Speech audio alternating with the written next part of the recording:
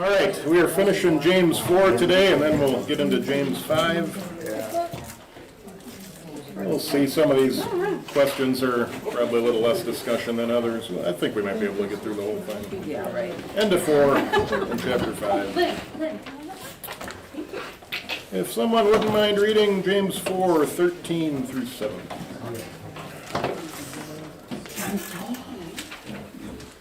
James 4, 13 through 7. Mary Ann. Now listen, you who say today or tomorrow we will go to this or that city, spend a year there, carry on business and make money. Why? You who do not even know what will happen tomorrow. What is your life? You are a mist that appears for a little while and then vanishes. Instead, you ought to say, if it's the Lord's will, we will live and do this or that. As it is, you boast and brag. All such bragging is evil. Anyone then who knows the good he ought to do and doesn't do is sin. So what is James condemning in those first 4 verses? Is he saying we shouldn't plan for our future, we shouldn't have 401s and IRAs and don't save? Is he condemning making a profit, planning for retirement? What is he saying there? Well, if you plan all that without God, you know, it's nothing. Yeah, you're a mist. Think of that word in Ecclesiastes, right? Meaningless. That's kind of the same picture. Remember what meaningless meant? What that noun means? Yeah, like a vapor. It's my favorite example of that is in winter when you exhale, what comes out of your mouth, and how long does that last? It's there for like a second, right? And it just kind of vanishes into the rest of the atmosphere. So that's kind of your life. At the end of the day, you're just a mist that's here for a while and then vanishes. It's meaningless. So yeah, what Karen said, we're not told we shouldn't save, and we're not told we shouldn't make, if a man doesn't work, he won't eat. Paul says in 1 Thessalonians. So we don't just sit around and think, well, today's going to be Judgment Day, so I shouldn't do anything with my life. But if it's the attitude of the Lord's not a part of this plan, and the Lord's not a part of these decisions, and the Lord's not a part of what I do on the daily, then that's a different story. I don't even know if tomorrow's going to be here. So what's the most important thing I should do today? If I'm not guaranteed tomorrow, what's my focus every day? Yeah, the Lord's will, the Lord's word, right? And His will is first and foremost that the stuff we talked about today. Think about forgiveness of sins. Think about loving your neighbor. Nothing wrong with making money and planning, but if that's first and these other things are second, then it's We can't bad. rely on ourselves either. Right. It's not our will. Right. And all those plans will get you no closer to heaven. Only Jesus does that. So go, make money, plan, visit this city, visit that city, but remember, the Lord's will is first. Anything else on that one? 17, just kind of this idea of, we talked about the sin of commission versus the sin of omission. I think we could probably make a pretty decent argument that if you put the sins we've ever committed, the sins of commission on one side of the page, sins of omission on the other side, I wonder if the sins of omission would be a lot longer than the sins of commission.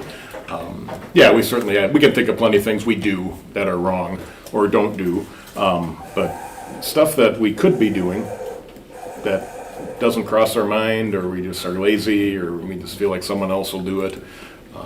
I wonder if those outweigh the other. There's so many things that get left undone that a Christian could be doing. All the more need for Jesus, right? Forgive my hidden faults, David says. Anything else on chapter 4? All right. Get into chapter 5, talking about riches some more, and remember again who this was written to. These people who were being persecuted in the diaspora, they were scattered about. They were struggling. They didn't have riches. They didn't have a lot of good things. They were really hurting for their faith. And it would have been a big temptation to say, what's the point? It'd be a lot more comfortable to not be a Christian. It'd be a lot more comfortable to live like them than live like me. James 5, 1 through 6. Got a name? All right. Now listen, you rich people, weep and wail because of the misery that is coming upon you. Your wealth has rotted, and moths have eaten your clothes. Your gold and silver are corroded. Their corrosion will testify against you and eat your flesh like fire. You have hoarded wealth in the last days. Look, the wages you failed to pay the workmen who mowed your fields are crying out against you. The cries of the harvesters have reached the ears of the Lord Almighty. You have lived on earth in luxury and self-indulgence. You have fattened yourself in the day of slaughter. You have condemned and murdered innocent men who are not opposing you. So who are the rich people James is referring to here? Is this saying if you get riches, even as a Christian, you're going to end up like this? What? He's talking about people whose God is money. Yeah, these are not Christians who are blessed with riches, right? These are people whose God, you said their God is their money, right? Everything they do is about their money. Their answers are found in their money. Their purpose in life is found in their money. Mistreating others so that they can make more money. It's all about the almighty dollar at the end of the day. And God has a very stern warning for people who have made money their God and wealth their God rather than Him. So what we don't want to do is take this section and say, well, if you're a Christian, you better not ever get rich because you're going to end up like this. Now, we've talked about the love of money is a root of all kinds of evil. So with riches comes responsibility, and an extra special you need to watch out for that because that is a temptation that can come with that. But don't make the automatic riches equals bad or riches equals sin or I want to try to be poorer because then I'm going to be closer to God type thing. No, there's plenty of passages about the blessings of wealth and plenty of Bible characters who were very wealthy. So what are some things in particular that lead people to put a false sense of security in their possessions? Maybe you found yourself tempted to go down that road. Kind of goes with the end of chapter 4 too, right? This all sort of ties together.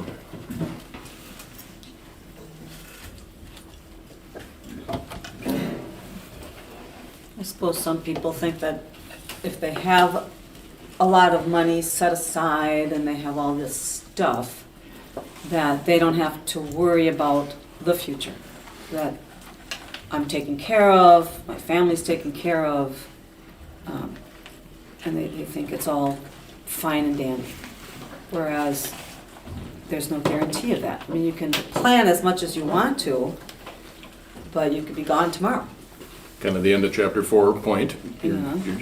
You're here one day, gone the next, so don't put too much stock into tomorrow. You don't even know if you'll be here for it. Some of that, kind of like a false thinking of security, I guess. So you It's said, secure. yeah, the money will take care of all my problems. How is that a false sense of?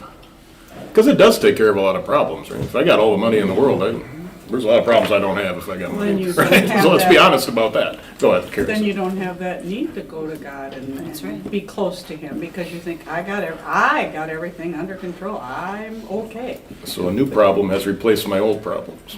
Well, And a they greater think- problem has replaced my And they old. think their family will be okay. I mean, there's nothing wrong with planning, to give money to Sure. family and, Church and Church, charities, all whatever, that. yeah, absolutely. but it's not the solution. It's not their solution for the rest of their lives either. Even if a person plants us and says, okay, I might be gone tomorrow, but my family's gonna be okay for the rest of their lives. Not necessarily. Right.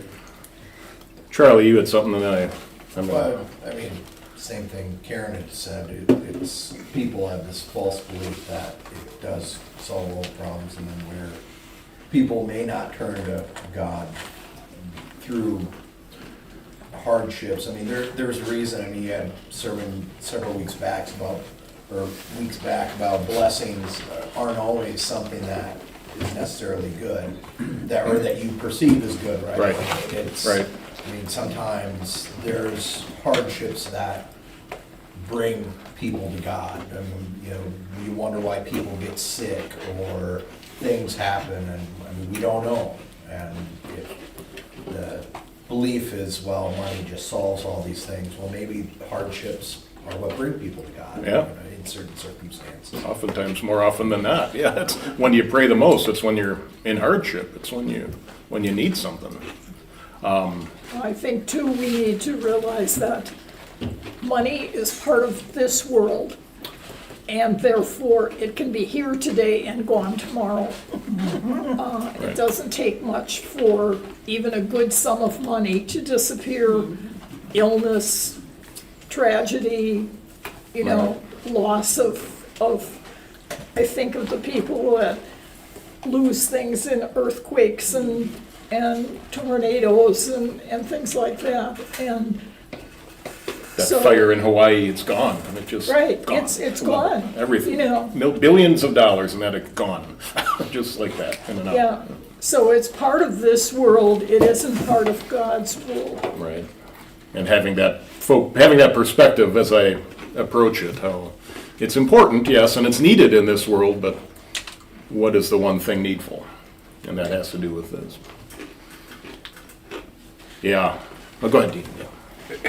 Yeah. Ann makes a really good point too, because, I mean, it takes, you really gotta wrap your head around this, but money, I mean, I could pull out a dollar bill, it's just a piece of paper. It's literally nothing, actually, except what someone else is willing to place a value to it. If And you it's think of worth, it. it's worth less today than it was however many years, right? I mean, the inflation and It's that same actually piece of worth- paper.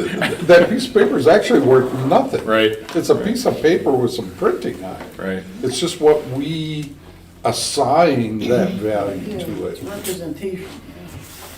Think about that when you, and now even holding the piece of paper isn't happening much, right? How many people carry cash? Now it's just numbers on a computer. Right?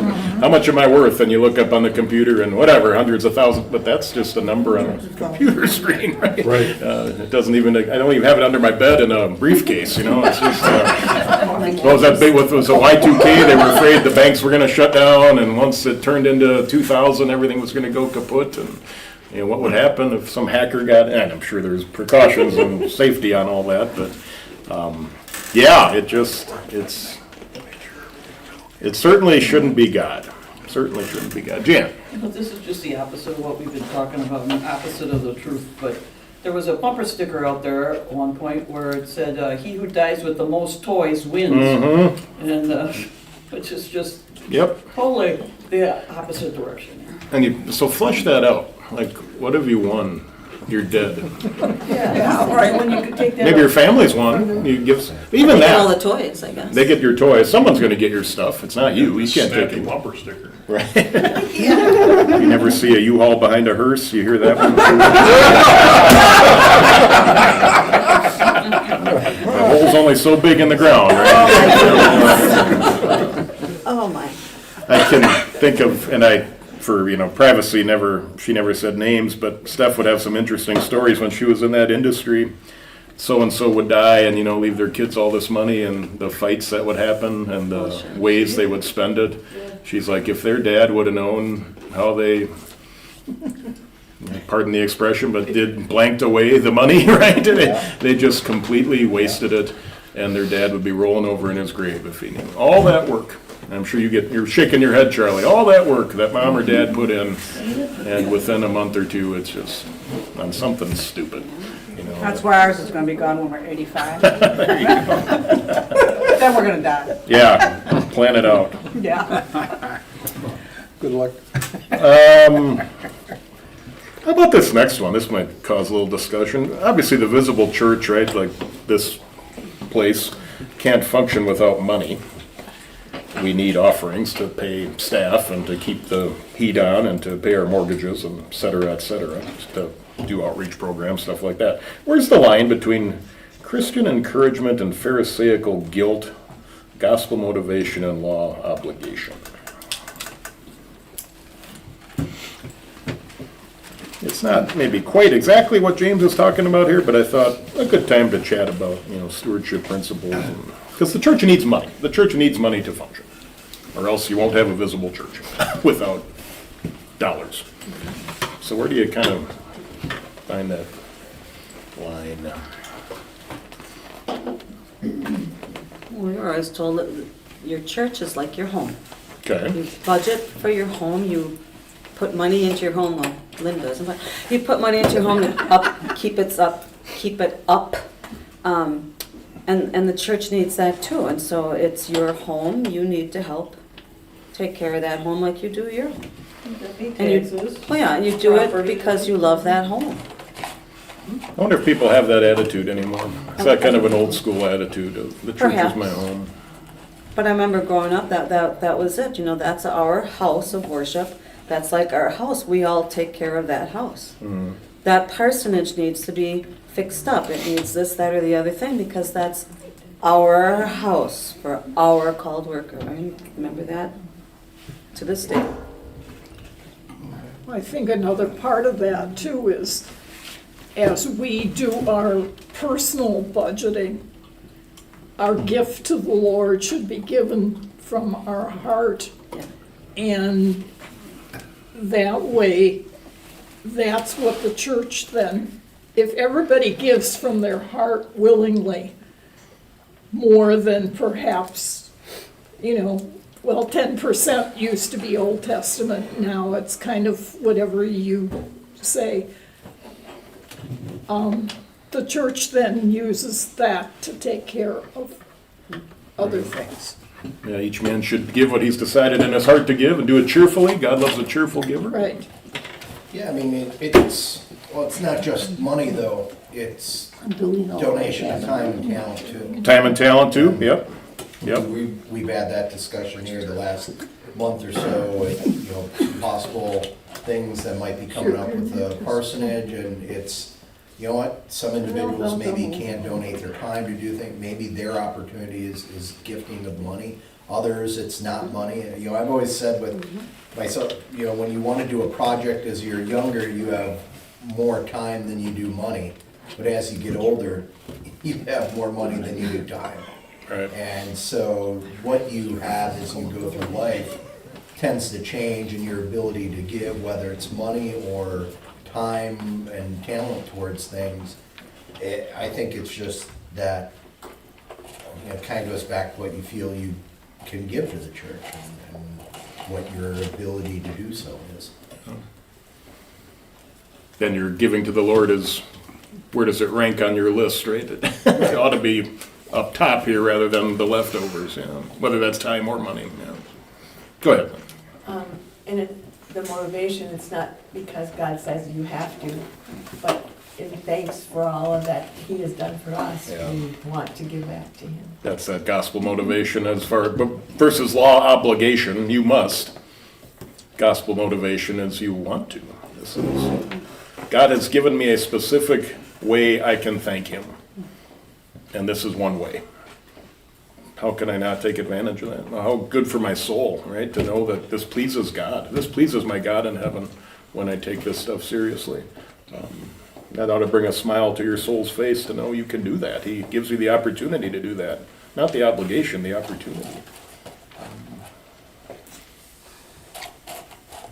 Yeah, So- so yeah. the motivation is definitely the gospel, but that, the Bible, you always go back to the Bible, right? We try. We try. We should. There's also law associated with giving. The rich man, right, or the young. The rich young ruler. Yeah, he did everything right. Jesus said, great, go sell everything you have, come and follow me. Right. But he wouldn't do it. That was law, right? He knew that was the one thing I'm sure, well, but he had original sin if nothing else, so he certainly wasn't perfect, but Jesus knew that one especially was going to be the one that was going to cause him to say, I can't do that. So yeah, in that sense, it was, you really want to follow me, hotshot? Then give away everything to the poor. And that would go to maybe the bottom of the page. He was holding on to God's blessings with a tight grip, right? He just couldn't, his identity was in his stuff. And for Jesus to say, you really want to be my disciple, get rid of all your stuff. That's just a cross he couldn't bear, right? It was just too much. And that's where he said, it's hard for a rich man to enter the kingdom of heaven. Here's a great example. This is a pretty good guy in all senses of the word when you look at him, but I ask him to do one thing and he can't. So to the point of giving, Paul doesn't, when he talks about stewardship in the New Testament, it's not optional, right? It is, you are going to want to do this. So you can't opt out of stewardship, right? You can't say, well, that's just not my thing. Now, how it looks is going to be different depending on the individual circumstances, but yes, there's certainly some law to it too, where this is something you will do to thank God for what he's done for you.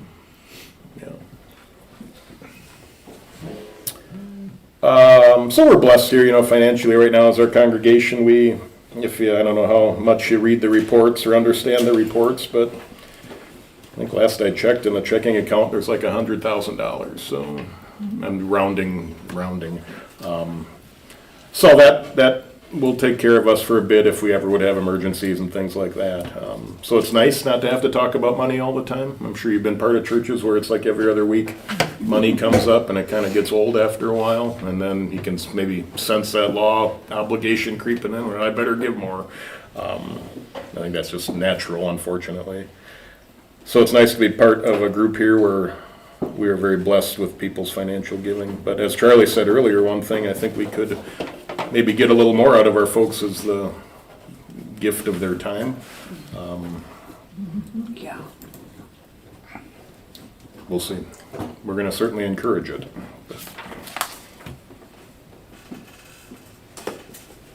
Anything else? We kind of talked about Matthew 6. That's just store up treasures in heaven. How do you go about storing up treasures in heaven for yourself? Don't think too hard. What does he mean there? Pray. Yeah, I mean, God's word, that whole cycle of I pray to him, he answers me in his word. I pray to him, he answers me, my exposure to the sacraments, all these things that are growing my faith, all part of that process. There's your real treasure. That is the one thing you can take with you at the end of the day. By doing good works on earth. Yeah, and there's another, Christ has already won you the treasure, but your works are another way to thank him for it. Your works are another way to show your appreciation for what he's done for you. I wasn't sure you were going to agree with me. Well, in the sense that your works are not storing up treasures in heaven for yourself. Christ is your treasure in heaven, but your works certainly are your appreciation for it. They're your appreciation for the treasure that you have.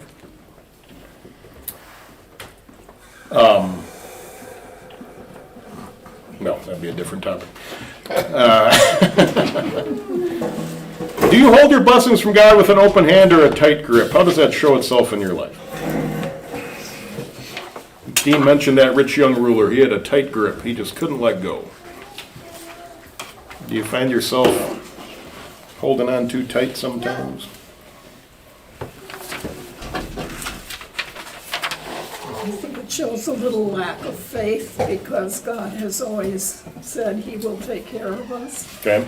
And we have that 10% thing that Oh, went the on 10 a for couple 10, years yeah. ago, Yep. which, was simply God will bless you for what you have blessed him with, so to speak. And as far as I know, it happened. I didn't hear any negative stories from it. Maybe there were and people didn't tell me, but God kept his end of the deal. You take this seriously, and you're going to be okay. It says it right here in my word. And it shouldn't surprise us, but he did. That's what he does. He keeps his promises. It's just a matter of us trusting him enough to take him at his word and take him up on those promises.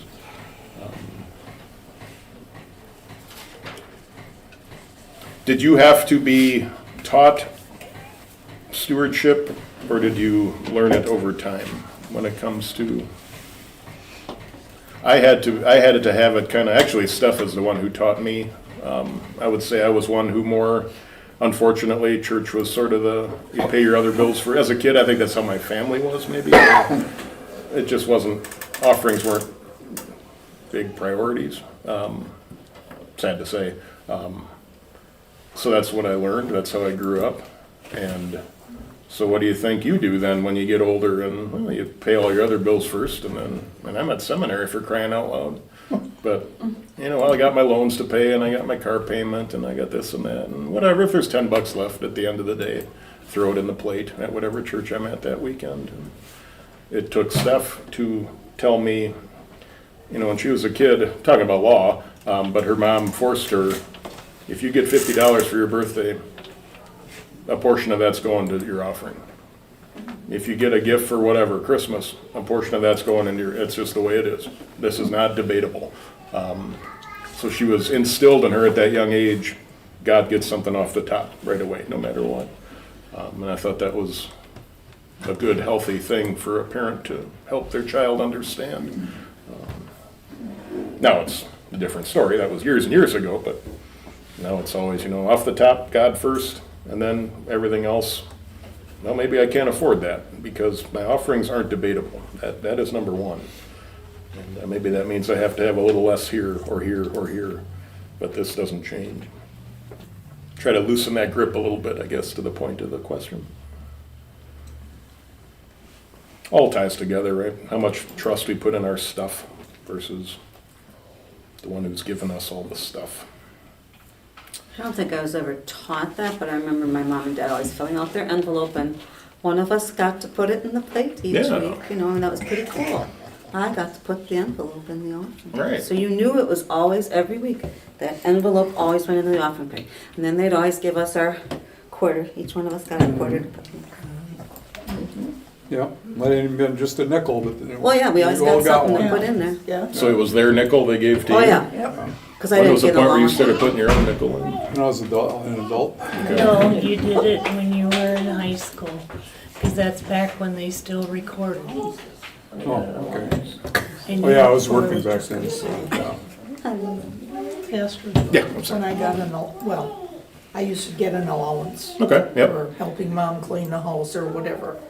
And my dad always said, you have to take something out of that allowance and put it, we always had these little banks. Okay. Put it in your church bank. The missionary bank If or it was a whatever, nickel, yeah. if it was a quarter, that was, you know, whatever it was, but it had to, if he paid me $1, then part of it had to go to church. Yeah. And is that law? Sure, but I think kids need law. Kids need to just be told what to do. And that then it instills in them the practice where later on in life I'll figure out, I'm not doing this because I have to, but as a kid you need, here's your boundaries. And yeah, when it comes to that, this is what you're going to do. Because this is how it is. Yeah, I think that's healthy. That's good. That's good. We did that with our sons. Yeah. This is just, we're training you. Yep. So training takes some discipline and takes some work for a while. Might be a little grousing in the beginning for the kids, but it works out. Yeah. Once they get a little more mature, they kind of get the hang of it, understand it. I think we had, do we have children's envelopes? Yeah. For the kids? I think so. I think so. You know, this is my soapbox, I know, but there's something to that. Do what is that? I missed the first. They have an envelope, Yeah. they put money in it, and they know what that means. Yeah, yeah. Yeah. Yeah, Yeah. and the envelopes. And We didn't have that. also at the other end of that, where you say take it off the Sit top, right in your dress. I had a family member tell me this, and I saw it too, that, how, I don't know, I want to cry, but how tight things can be. We always found there was something left to give to church. Right. And that's where, you know, the widow's mite, whatever story you want to use, where, what a beautiful, especially when things are tight. It's one thing if I have all the money in the world and I give a portion of that, okay, that's great too. But if I have hardly anything, and I give a portion of that, how much more does that hurt my soul to have to put that dollar in the plate when I only have 5? Rather than if I have $1 million and I write a check for 10,000, yeah, $10,000, whatever. Yeah. That person who's in that dire strait and they sacrifice enough to say, God, you're this matters this much to me. Boy, what a faith. What a faith. A lot of people don't understand that whole part of it. Yeah. You know, What do you think about the concept of give till it hurts? Charlie. Well, is there heart in it? Go ahead. Where's it? I think part of it is, as a church, we probably don't do the best job I say we as, I mean, not just our congregation, the church as a whole does not explain where those dollars go and why it's important. I mean, it is ministry. It is the ability that if dollars or time and talent, whatever you want to put to it, if we don't participate and give, we don't have this. And then where are we? Yeah, whether that's, I think I've done that, somewhere along the line I made like a pie graph or something just to put it up. So if I give $1 to church, here's where that goes.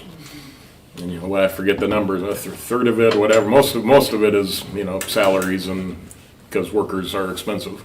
But yeah, just to let people know, this doesn't just, Yeah, I mean, I think just, again, it all gets lost in the shuffle along with everything else, but people just don't realize that if things aren't donated or, you know, time, talent, funds, whatever, we don't have a church. We don't have a pastor that's able to, or a staff minister, or a facility, or whatever. And it's, then where are you? so if you looked at the last voters packet, if we're blessed with another staff minister and he has a family and needs insurance, things are gonna change real quickly here when it comes to our expenses. I forget what but $40,000 deficit budget, I think, is that the number, 40,000? You said 30 earlier. Or 30, okay, somewhere in there, yeah. And that's with an anticipated 3% increase in offerings, so, which is kind of our average, you know, 2-3% seems like about average. So I say, you know, we have a little extra in the bank right now, that could go away real fast if offerings stay flat and expenses go like this. So we may be getting another opportunity to chat about this. This is a little off topic, but will that steer us to a candidate that may not be as expensive? I would hope not. I think that does happen, to be realistic, in some places. If the congregation is struggling and they look at the call list and here's a guy who's single with no kids, there might be some who say, well, he's gonna be a lot cheaper than person B with a wife and 3 kids, and I don't think that's right necessarily. the right That way to shouldn't be call your motive for That's calling not the someone. purpose, yeah. But it happens. I would hope that it doesn't happen here. You want the man who will best fit the job. Yeah. And we'll pay him, we'll figure it out, you know, we'll figure it out. Gotta be able to, Or women, like, staff ministers can be a woman. yep. Yeah, there's women staff ministers, depending on their call. You know, usually they're like a music, deaconess of music or something. There's some Hispanic, like English as a second language. I've seen some in that capacity. Most of the ones I've seen are usually some kind of a worship coordinator or something like that.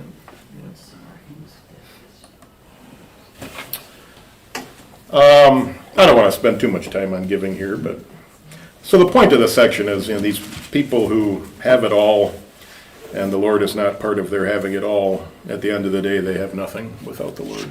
So they can roll around like pigs in a pigsty with all their stuff. But James says when the day of harvest comes and the harvester comes back, all that stuff is going away. And there's only one thing needful.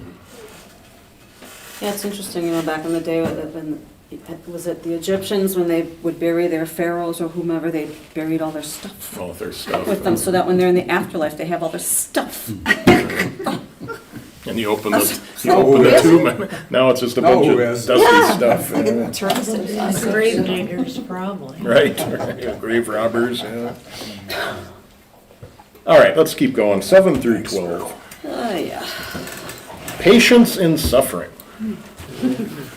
Dean's got it? All right, 7 through 12. Be patient then, brothers and sisters, until the Lord's coming. See how the farmer waits for the land to yield its valuable crop, patiently waiting for the autumn and spring rains. You too be patient and stand firm, because the Lord's coming is near. Don't grumble against one another, brothers and sisters, or you will be judged. The judge is standing at the door. Brothers and sisters, as an example of patience in the face of suffering, take the prophets who spoke in the name of the Lord. As you know, we count as blessed those who have persevered. You have heard of Job's perseverance and have seen what the Lord finally brought about. The Lord is full of compassion and mercy. Above all, my brothers and sisters, do not swear, not by heaven or by earth or by anything else. All you need to say is a simple yes or no. Otherwise, you will be condemned. Okay. That must be the NIV, new NIV you're reading from there? It is, yeah, probably NIV 11.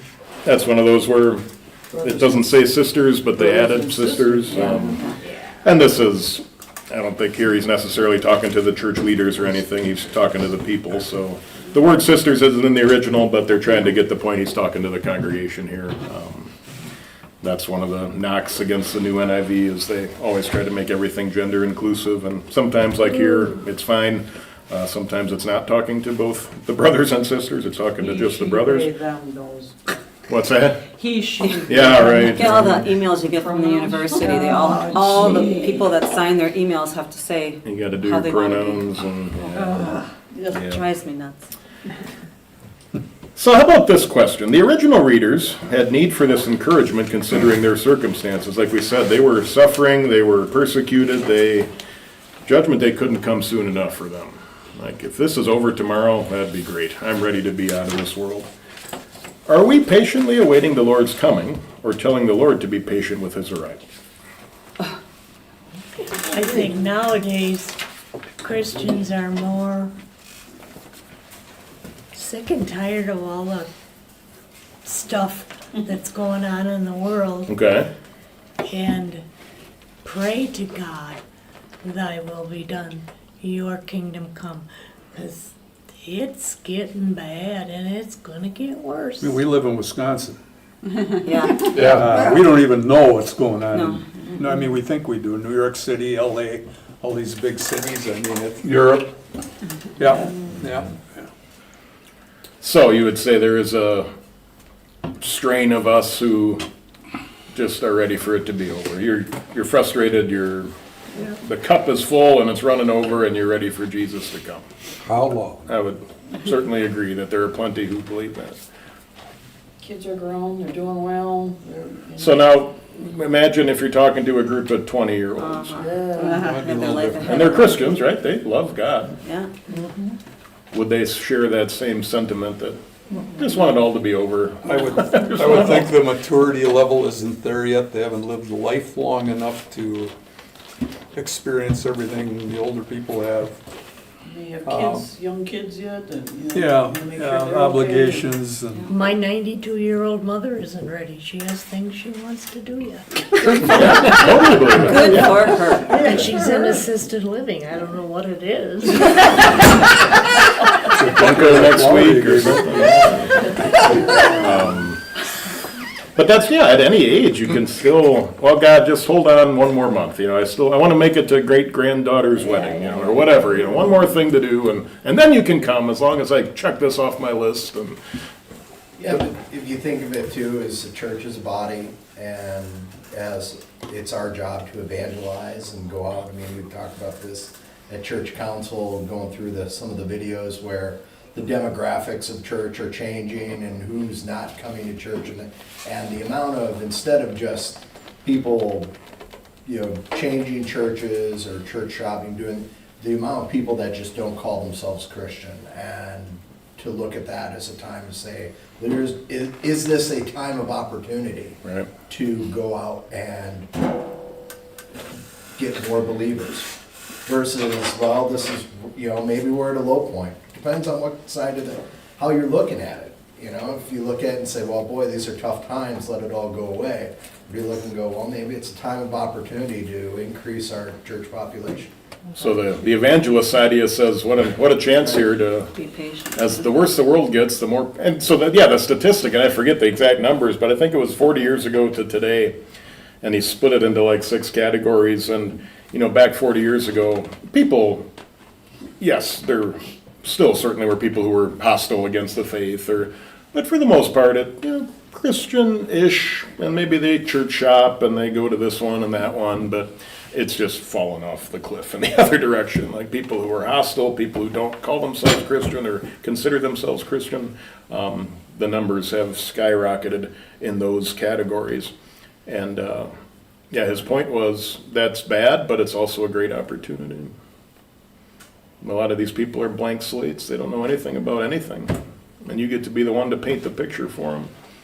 There's no false doctrine in there that has polluted their mind when it comes. They literally don't know who Jesus is, other than he was a guy who did stuff. So, from that perspective, kind of a cool opportunity to give them the good stuff right away, give them grace right away. And that gets into today, right? How do you get them to that point where you maybe can have those conversations? Well, what a great start by being someone who forgives no matter what, who shows an example of Christian love when they've been sinned against. So, depends on your age maybe. With your mom, it maybe doesn't depend on her age. She still is telling God to hold off. I was kind of chuckled at that when someone says, I have all these things I want to cross off before Judgment Day, as if any of those things would replace the joy of heaven, right? As great as those things are. I want this to happen, I want to see that, I want to go here, I want to go there. Just not understanding how much greater heaven will be, not picturing the eternal joy of heaven. There is nothing on earth that can compare to it. You think Paul would have said that if he hadn't seen heaven in his death and then came back? I wonder if he just said that. Yeah, I mean, to live as Christ, to die as gain, I'd rather be there. But he said that after he saw heaven, right? Or don't Philippians, I'm trying to remember the timeline. Philippians is that, Corinthians is when he talks about seeing heaven. I don't know. I mean, I think from a guy who saw it, you can put a little more. I'm sure he talked about it more once he saw it, if that's where you're getting at. How can you not? Hey, I've been there. I've seen what it looks like. It's better there. Trust me, it's better there. If I got to stay here, I'm going to work for you, but I can't wait to get there and get back there.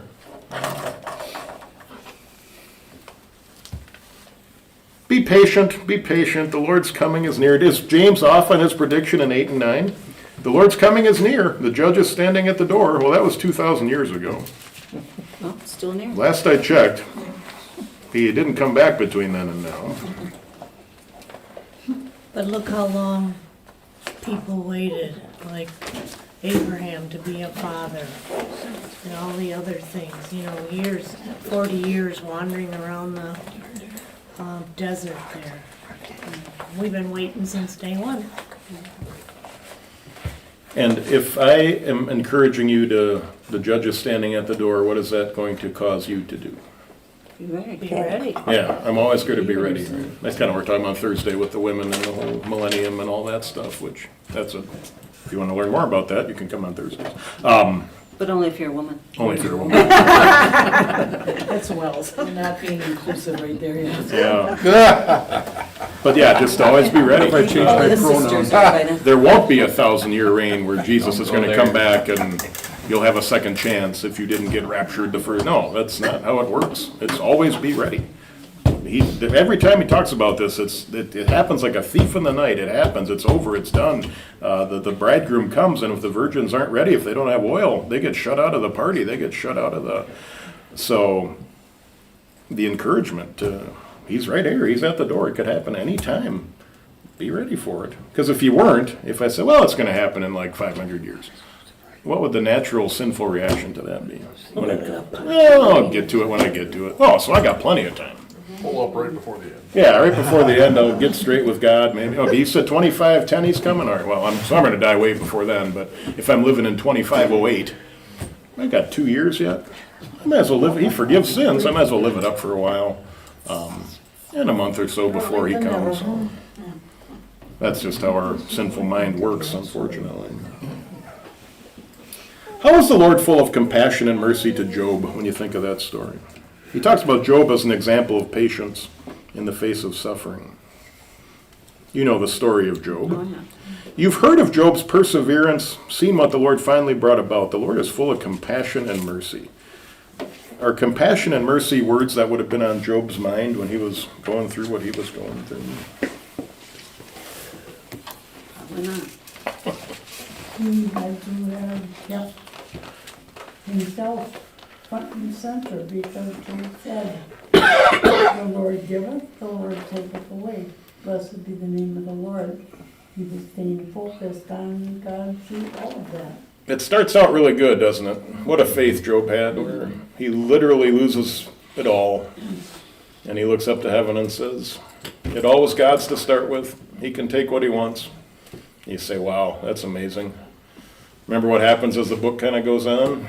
His friends weren't very helpful. His friends aren't real helpful. And, I don't know, it gets to be long after a while when you read Job, but the point of the friends is, what did you do wrong that God has done this to you? Like, there is no way you didn't do something wrong, because the stuff you're going through has to be a punishment of some sort. They just, in their mind, logically, like, they believe God, right? But he must have it out for you, because that is just awful. And then at the end of the book, what does Job say to God? Not the very end, just before the end. He kind of starts to take his friend's side a little bit. And you picture like a courtroom, and he says, I got a bone to pick. I'm going to take you to court, God. And I'd like to get you on the witness stand and ask you a few questions about why you've allowed all this in my life. And then God says, okay, okay, Job, you want to talk? Let's talk. And he goes into quite a discourse on how dare you talk to me that way? Who are you? Where were you when I created the world? Where were you when I put the stars in the sky? How the audacity to sit here and accuse me of wrong? And you can read it like for a chapter and a half, 2 chapters. And at the end, what is Job's final reaction? Yeah. I'm sorry. Right? You're right. Don't smite me. Lord giveth and the Lord taketh away. Yeah, back to where I was. Yeah, okay, you're right. But he didn't let him be killed. He didn't let the devil kill him. Okay, and then remember at the very, very end, he gets double. Double. Yeah, everything. Everything he had, he has double.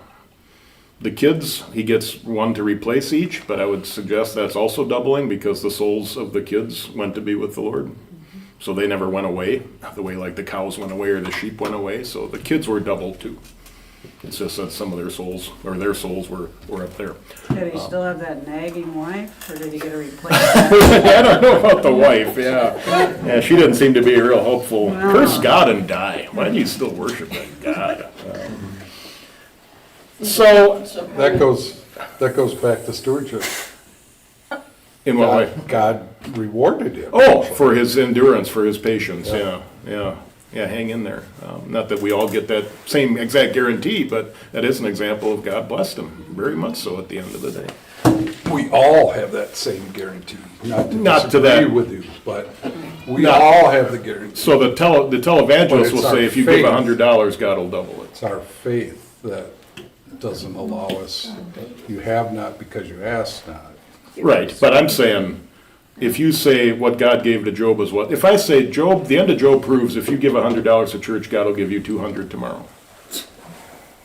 That is not a descriptive passage. That says, anytime you give, you're gonna get double. That's what I'm saying. Yes. We're gonna be careful with that part, where, because some poor old lady's gonna get the phone call and, just give me $1,000 and you'll get 2,000. And she says, oh, well, that sounds fantastic. And she writes the check for $1,000 and then she doesn't get 2,000. Prayer of Jabez. Yeah, Went that around a kind few of years thing, ago. right. Pray a certain way, So, We hope there are people in Lahaina that would also think the Lord giveth and the Lord taketh away. I mean, that'd be a perfect example, yeah. They literally lost it all. Some of them families, certainly their possessions. You would pray that the initial reaction to that is, well, God, okay, that thy will be done. Yeah. And with your help, we're going to rebuild, and this is going to bring me closer to you. And I realize maybe that what is the world to me with all its vaunted treasure, however the hymn goes. But everything bad comes from us, and it's because of our sin. And God uses it for his. And God uses Yeah. it. So the devil had But to. it happened because if we weren't sinful, nothing bad would happen to us. But Correct. because we're sinful, lots of bad things happen to us. Correct. So I'd hope at the end of the day, Job looked back and said, what a God of compassion and mercy, that he allowed me to go on this roller coaster ride. But it brought me closer to him at the end. And that is his point here in James 5. Be patient in suffering. The Lord is compassionate. The Lord hasn't forgotten about you when bad things happen. And the Lord will use them for his good and for your good. Look at the prophets. Look at Job. Look at all these stories. The swearing and cursing thing, Second Commandment stuff. Do not swear. What's the difference between cursing and swearing? Very few people know that. Yeah, it's one you kind of get into technicalities, but if I curse something, what am I doing there? Taking the Lord's name in vain or using vulgar language, where swearing is an oath. Yeah, so cursing is more like go to hell. Yeah, destroy. I'm wishing evil on you. Something Right? like somebody else, yeah. Think of like a witch puts a curse on someone. Right? That's kind of. I wish God to do harm to you. Now that right there, we can say that should not be. Talk about unwholesome talk, right? That should never be a part of a Christian's vocabulary. To wish God to do evil on someone. Certainly after what we heard today. But yeah, swearing is more like you said, the oath thing. Why does God take that so seriously? Do not swear by heaven or by earth. That seems like maybe not as big a deal in the big picture, but it is to God. Why? Well, when you put God's name in it, part of it, that's, I guess, against heaven. I mean, it starts to really dig into how seriously God takes his name, and maybe how unseriously we take it. Do not swear. And I mean that. What should God's name be used for, if you remember your second commandment? Pray, praise, and give thanks. And we've talked about how the Jews, they take the name of Jehovah so seriously, they don't say it, right? They substitute Adonai for Jehovah. When they write it out, they won't even write the whole word out in English. They'll have like L and then a dash RD or G and then a dash D. They're so overprotective of not wanting to misuse it, I would say. To a fault, maybe. Becomes almost like a idolatry thing. Do we take the name of God that seriously? It's just constantly on your mind. It's just, how can I pray today? How can I praise today? How can I give thanks today? Go ahead. If you swear without using God's name, like I swear this happened, So I think that's where the whole yes, yes, no, no. When people swear, if you don't invoke God's name in your sentence, is that, so here's how I would answer Splitting that. hairs. I'll say to the teens or the confirmation kids, when do people swear? When would you say something like that? Give me an well, example. you'd be in a when- courtroom. So that'd be a different story, I'd say. Courtroom, yeah, you're there to tell the truth, the whole truth, nothing but. If we're just talking and you say, I swear I saw a deer. Well, if you're magnifying your point of view by saying that, I believe. Like, I really mean it. Yeah. This is really serious. And I would suggest, why don't you just always mean what you say? Let your yes be yes and your no be no. Like, why does it have to? So that tells me there might be times you don't tell me the truth. If I have to swear, now I'm really telling you the truth. Well, yesterday when you didn't swear, did you not tell me the truth? Trust me. So I think that's kind of what he means, where if you just tell the truth all the time, you don't have to swear. And we both know, even if you don't say the name God, that's kind of that's where this is going, right? I swear. Well, you swear to what? You don't just swear. You're swearing to something. You're swearing, but you might not say the word, but the heart is, I'm swearing to something higher than me. What about new presidents swearing on the Bible? I would say same thing. They're making an oath, that, the Bible Do we doesn't come out and believe talk them about that anymore? specifically, Yeah. but they're making a promise. Franklin That's was surprised different they than I still swear allow I it. saw albino deer, That's not really, is God's name worth bringing into that conversation? Maybe that's part, what is God's name worth bringing into a conversation? And is that how he wants us to bring his name in? I would say something like that, no. As opposed to a courtroom or something like that, go ahead, Lynn, I'm sorry. Oh, Oh, no. I thought you. So I think that's what he's getting at there. Just and Jesus says that in the Sermon on the Mount too. Let your yes be yes and your no be no. You don't have to be swearing by this or swearing by that. We're not gonna finish. No, you're right. I was wrong. Yeah. Well, all right. This is where we got to pause. Yeah, you got places to be. Places to go, people to see. think Finish up James next week. Did anybody have any suggestions for what to do next? Okay, I'll pick something. Something wonderful. Yes, oh, Tom, yes. I suggested some time ago that we look at a pattern for encouraging someone after, when they're facing a death. Let's say that we come in, and a family member has died. How do we, when we come in Sunday morning, how do we offer encouragement to that person? I thought we did that. Did we not do that? Yes. I think we did. I'll pull up the sheets for you though, and I think we did something like that. I'll pull up the sheets for you. Sure, absolutely. But no, that is something that is very relevant and good to have some stuff on the tip of our tongue when that happens. That's what I was thinking. Okay, thank you. Thank you. All right, let's close with the blessing. The grace of our Lord Jesus